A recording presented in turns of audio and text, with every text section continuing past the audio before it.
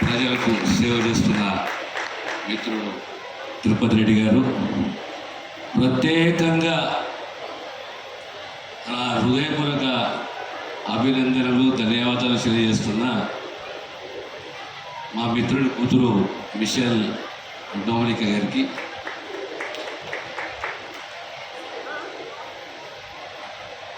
నాకు ఈ హరే కృష్ణ మూమెంట్ తోటి సుమారు 17-18 సంవత్సరాల అనుబంధం. వీళ్ళు ఈ మధ్యాహ్న భోజన కార్యక్రమాన్ని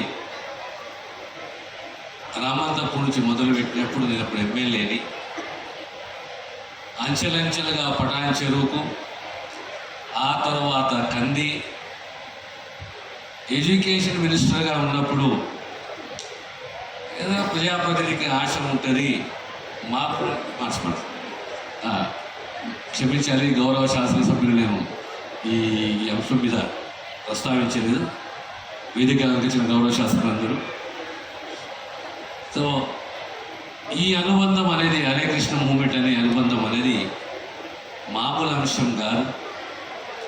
ఒక్కసారి మనం తీక్షణంగా ఆలోచన చేస్తే మనిషికి అంకిత భావం ఉండాలి, డెడికేషన్ ఉండాలి, ఓ లక్ష్యం ఉండాలి, ఆ లక్ష్యాన్ని ఛేదించే క్రమశిక్షణ ఉండాలి, అంకిత భావం ఉండాలి. ప్రపంచంలో చాలా అరుదైన ఆర్గనైజేషన్ అంటే హరే కృష్ణ మూమెంట్. అక్షయ పాత్ర ఈరోజు సుమారు 6.5 కోట్ల రూపాయలతోటి 28,000 మంది పిల్లలకు పొద్దున్నే బ్రేక్ఫాస్ట్ అందించాలి అంటే దీని వెనుక ఉన్న సూత్రధారి మన నాయకుడు ముఖ్యమంత్రి గారికి ఉన్న ఆ కమిట్మెంట్ ఇది ఒక నిదర్శనం. మా పిల్లలకు, మా ప్రాంతానికి ప్రమాణంతో కూడిన విద్యను అందించాలి,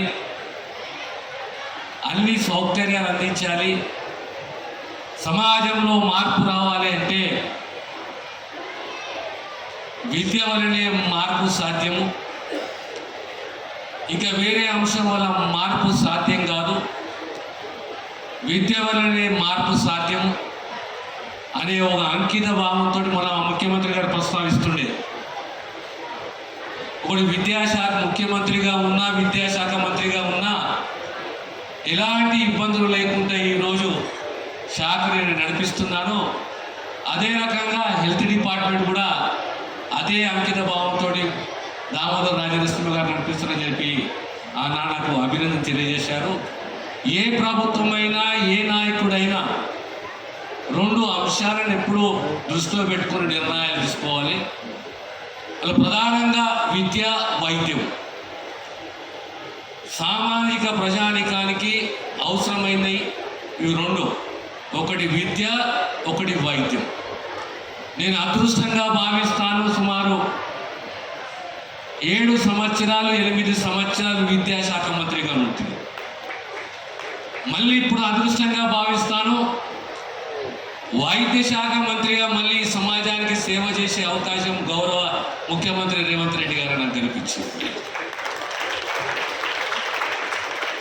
మా ప్రభుత్వానికి, మా నాయకుడికి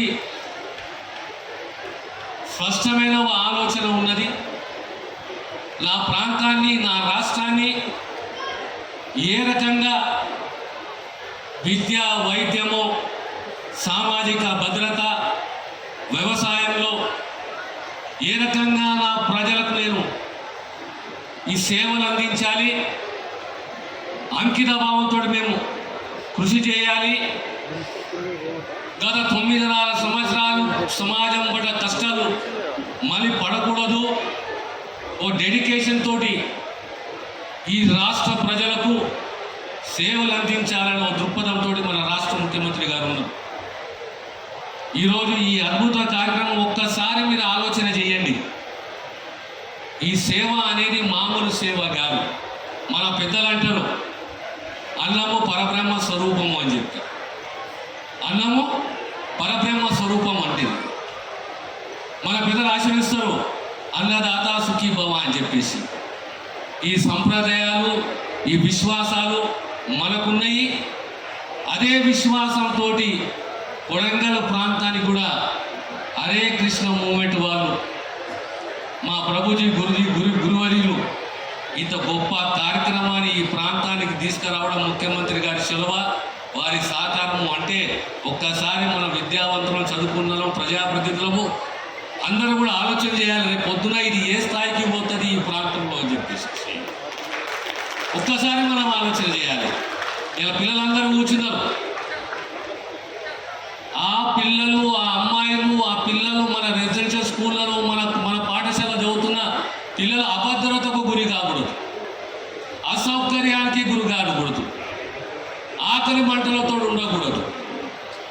మన పిల్లలు భద్రతతోటి, ప్రమాణాలతోటి, సౌకర్యాలతోటి పాఠశాలలో విద్యని నేర్చుకోవాలి, ప్రమాణాలతో కూడిన విద్యని నేర్చుకోవాలి. అన్నిట్లో గొప్ప దానము అంటే విద్యాదానం.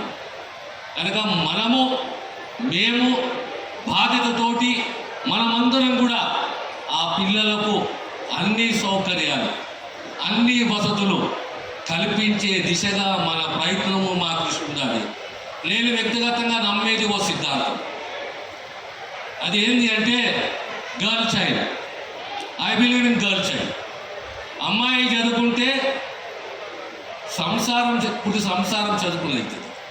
ఓ తల్లిగా, ఓ కూతురుగా, ఓ అత్తగా, ఒక భార్యగా, ఓ నిబద్ధతతోటి, క్రమశిక్షణతోటి పిల్లల భవిష్యత్తుని దృష్టిలో పెట్టుకొని ముందుకు పోతుంది. కనుక మన సమాజంలో సంపూర్ణంగా మార్పు రావాలి అంటే